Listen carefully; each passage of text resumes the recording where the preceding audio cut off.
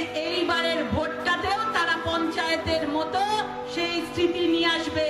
আপনাদের বলছি কেন্দ্রীয় বাহিনী থাকবে এবং আপনারা সবাই দেখেছেন কুচবিহার আলিপুরদুয়ারে রাস্তাঘাটে নেমে আপনারা থাকবেন, যেভাবে সবাইকে তাড়া করছে আপনারা তাড়া করে চোখ দেখিয়ে তাদেরকে সরাবেন, তারা পালাতে বাধ্য। আপনারা মনে রাখবেন এদের এই টেন্ডেন্সি, ঠিক ভোটের আগের দিন সব আমাদের যারা লোকজন আছে, আমাদের যারা এজেন্ট আছে, তাদেরকে হুমকি দিয়ে তাদেরকে কিডন্যাপ করে তুলে নিয়ে চলে যাওয়া হয়। এটাই হচ্ছে এখানকার প্রসেস, এটাই চলে। আমি বলে যাচ্ছি আপনাদেরকে, এইবার যদি এই লোকসভা এরকম করে, যার নির্দেশে হয়, যে এমএলএ নির্দেশে হয়, আমি তাকে তুলে নিয়ে চলে যাব বলে দিলাম। আমি তুলে নিয়ে যাব তাকে।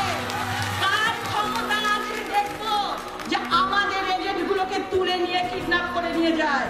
যে বলবে সেই এমএলএ কে এখান থেকে তুলে নিয়ে যাওয়া হবে। এখানকার দুষ্কৃতী, গুন্ডা, বদমাইশ, হ্যাঁ, তারা চারিদিকে ছড়ি ঘোরাচ্ছে। সব পটল, আলু, বুলবুল, কত রকমের তাদের নাম। পটলের দোরমা করে খাওয়া হবে, আলু চচ্চড়ি করে খাওয়া হবে। মনে রাখবেন, হুগলি লোকসভা কেন্দ্র থেকে এই ধনিয়াখালী থেকে রথ শুরু হবে, বিজয় রথ এখান থেকেই শুরু হবে।